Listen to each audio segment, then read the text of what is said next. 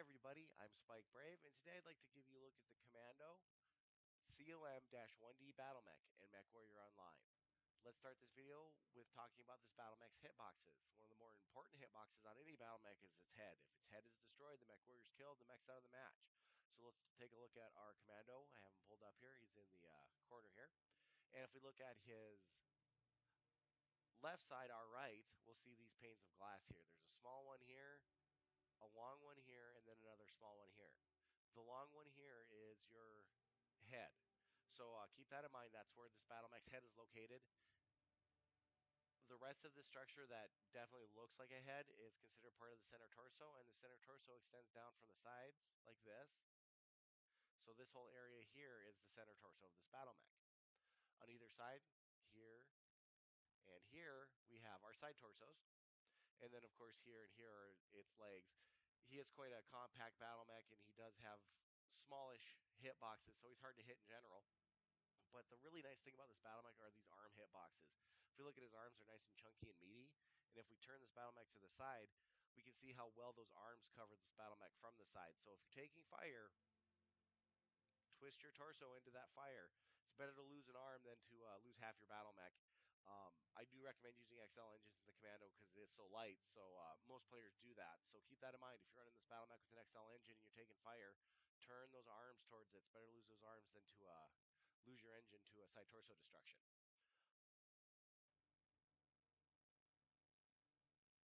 Also, something I discussed with my Jenner series of videos was the wide stance the Jenner has, where you can put munitions between its legs. That doesn't happen nearly as much with the Commando. It's got a very narrow stance, but its legs are quite a bit shorter and thinner. So he's a little bit hard to leg, and because he is so short compared to most of the other battle mechs, a lot of times your enemy's firing down at you, so it's hard for him to hit your legs because of the angle.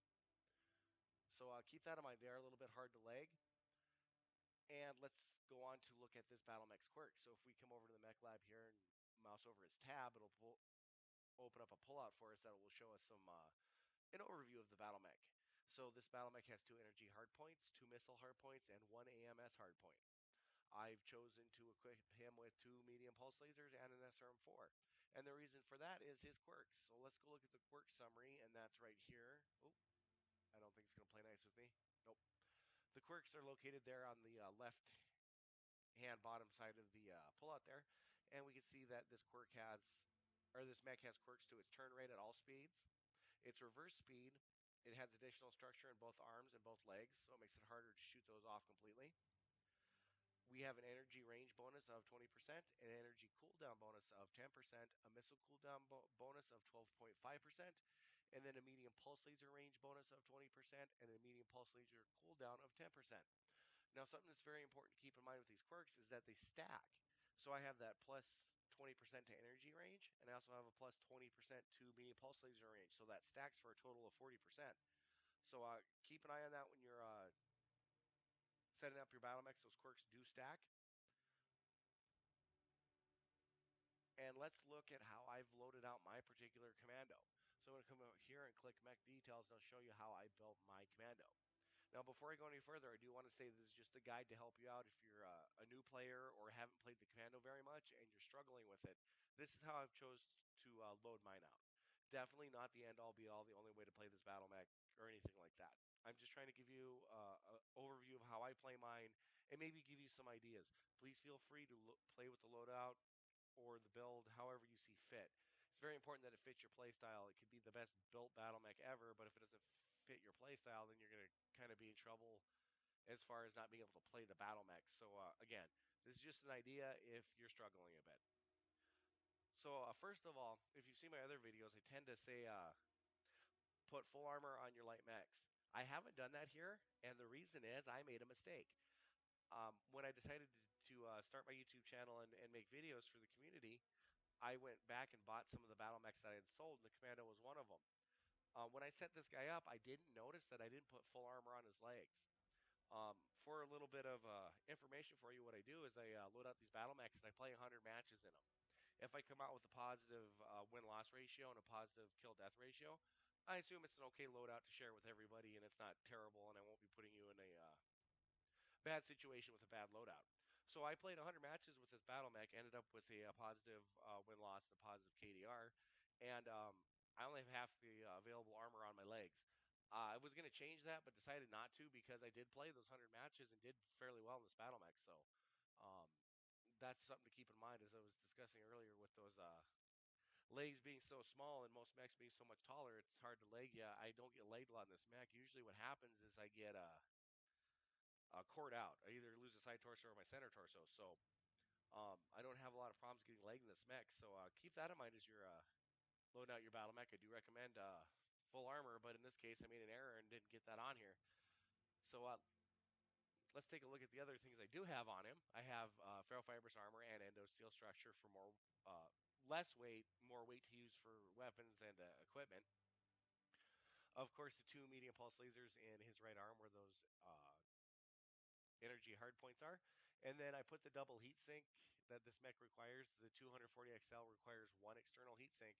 And I put those with the medium pulse lasers because I figure if I get that arm torn off, I don't need the heat sink anymore anyway because I don't have my pulse lasers. And I was saying also about turning. I try to turn my left side at the enemy because if I lose that left arm, it is not a big deal. And as you can see, I did pull a little bit of armor off that left arm and made sure to have full armor on that right arm. I have a ton and a half of ammo for my SRM4 that's located in my center torso. There are two missile hardpoints there, but there just wasn't enough weight, in my opinion, to get another SRM launcher in there. So this is a look at how I've loaded out my equipment and my armor. So let's take a look, or weapons, I should say. This is also considered equipment. It's kind of hard because they have this equipment tab right here that shows you what you have equipped for modules and such.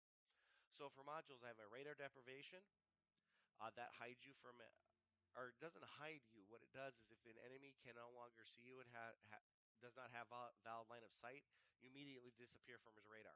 Very useful for dealing with LRMs. If you can hide from everybody, nobody can see you, you immediately disappear from radars and the missile lock is broken.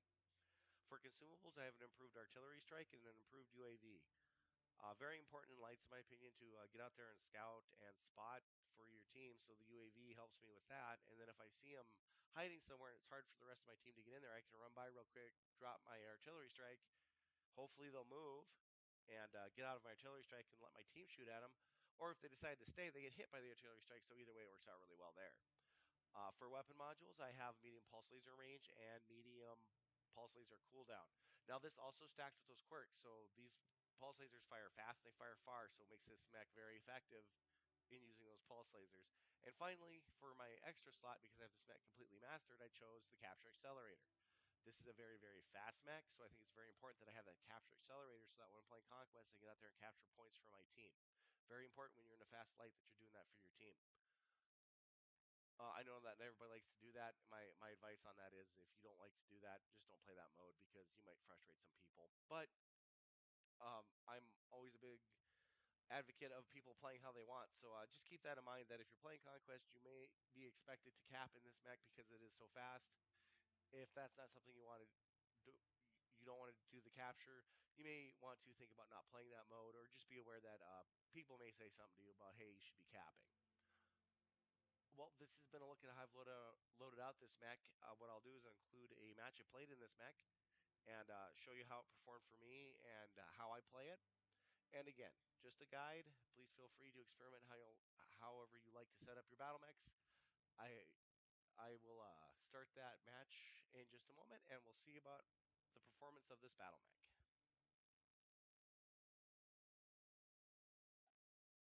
Alrighty, here's the match I promised you. We are playing a conquest match on River City Knights. Reactor online. Sensors online. Weapons online. All systems nominal. I was teasing my teammate there who said that uh, die fighting or blame your team, and I told him I'd been on the second one there. I'd been playing quite a bit on this particular day and had been seeing a lot of that. So the first thing I do is I come down to see if I can get some of their slower mechs. The area where I'm heading right here is where some of the enemy team starts, and if they start out with slow mechs, I can take pot shots at them. So as I come around the corner here, I see a king crab. So I shoot him, and then I step back to cover, and then I just start using this cover to try to poke out at him. Looks like he's moving away. So I come back towards my team.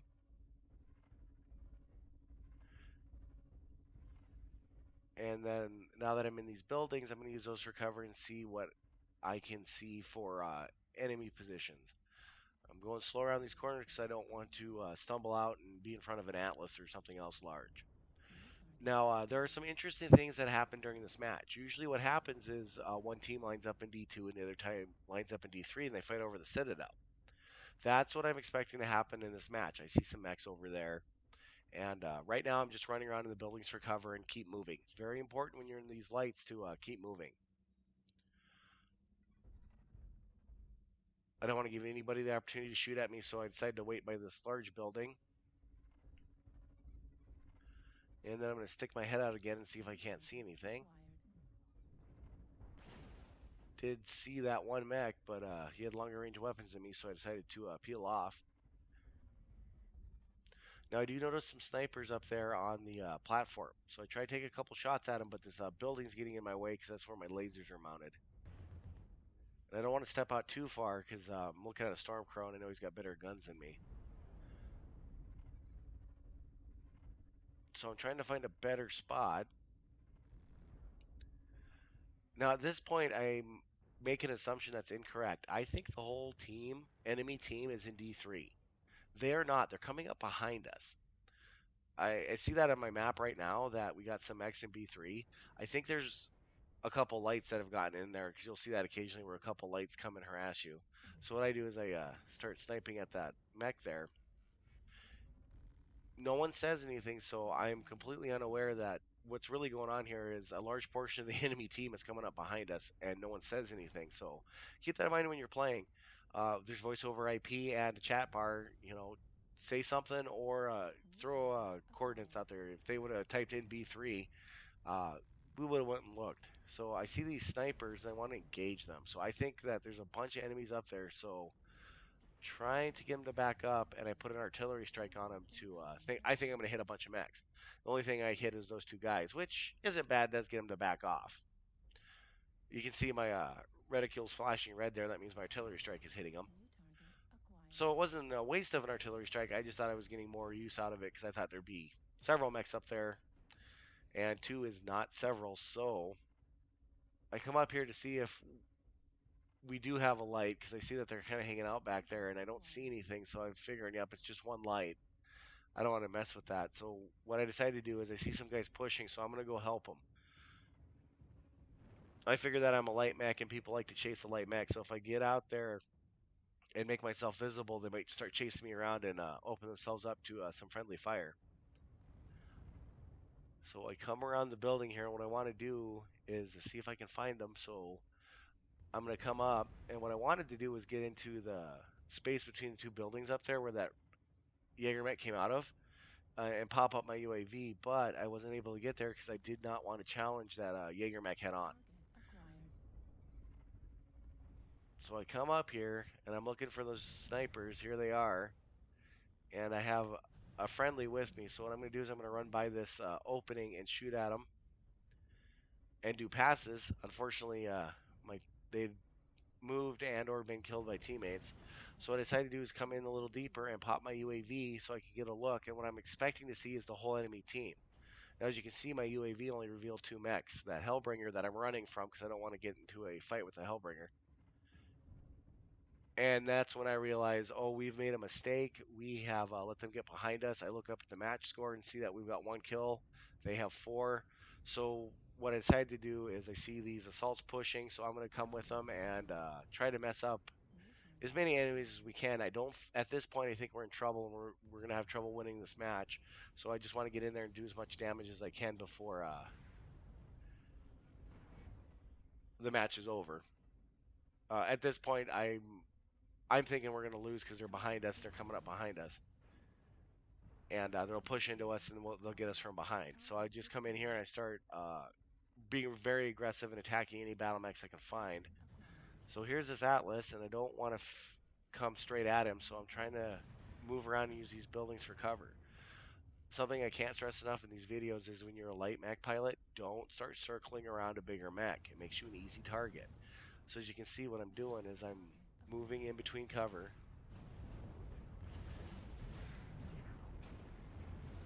and attacking several targets so they don't know where I am. And see, I'll break off and come at them from a different angle so they can't get a good look at me.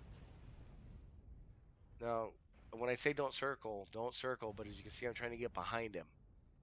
I'm not circling him, I'm trying to keep his front away from me. And the second he turned around and saw me, so I broke off and got behind him again.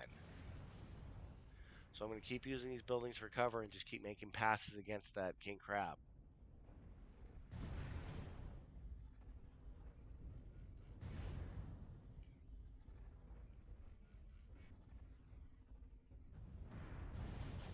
I'm trying to stay behind him as much as possible. He's really getting nailed by larger mechs, so he's more focused on them. So I'm just trying to stay behind him.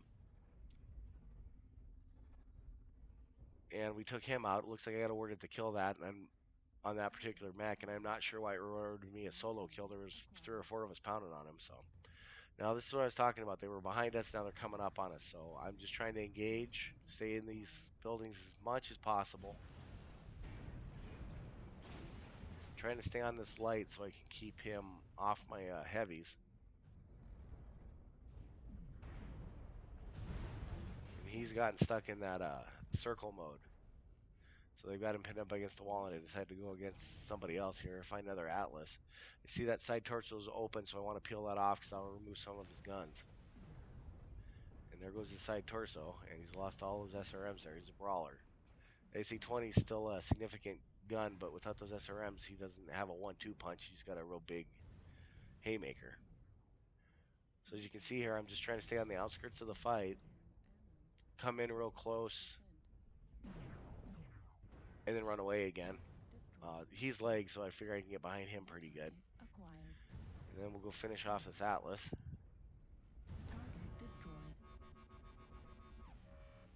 And at this point, things are looking up. I'm like, hey, we fought our way out of it. Good job, guys. And 1 mech left. Let's go find him. I think that there's a light mech running around in the back. So what I do is I come out to try to flush him out, but I don't want to get too far away from my team. That's why I kind of hook back. And this is where things get sad. I think there's a light mech somewhere in here hiding. Was checking there to make sure he was still connected. And then a teammate goes down. Oh, that wasn't too bad. Another teammate goes down. What's going on? And then I see this Jaeger mech. What I believe he did was shut down and then got behind us or let us get in front of him. So here I go. I'm trying to poke at him as much as possible. I believe he may be out of ammo watching this in retrospect. At the time, I was really worried he was not out of ammo. So as you can see, as I'm not circling him, I'm trying to use those buildings as much as possible for cover. And he does some really neat stuff here that is real. He's a very good player. So he's got his back up against the wall, so I can't circle him. And see, he put an artillery strike down because he knew I was using that building for cover. I'm very lucky here that it doesn't hit me. So now I've got behind him somewhat. And then he got it in on me again, so I run off again. I'm out of ammo for my SRM, so I'm just trying to poke at him with those lasers. Trying to come at him from different angles so he can't see me. I'm a little bit worried about that AC-10. Like I said, is I think he's out of ammo, but when I was playing, I wasn't sure, so I'm just trying to poke at him and take out that other side torso. So now I've got the other side torso off. He has no guns. Now, I must commend this pilot, because what I do is I start chasing him a little bit and shooting him, because I'm just going to core him out and finish him off. Now, as you can see, my legs are kind of beat up. What he does here is he waits for me to get close, and then he turns around and charges at me. There is collision damage in this game, so keep that in mind. He's trying to ram my legs off. I'm lucky I figured it out before he actually hit me, because I could have been in trouble there. So this has been a look at how I play my Commando. I hope you've enjoyed the look. As always, have great luck on the battlefield, and I hope to see you there.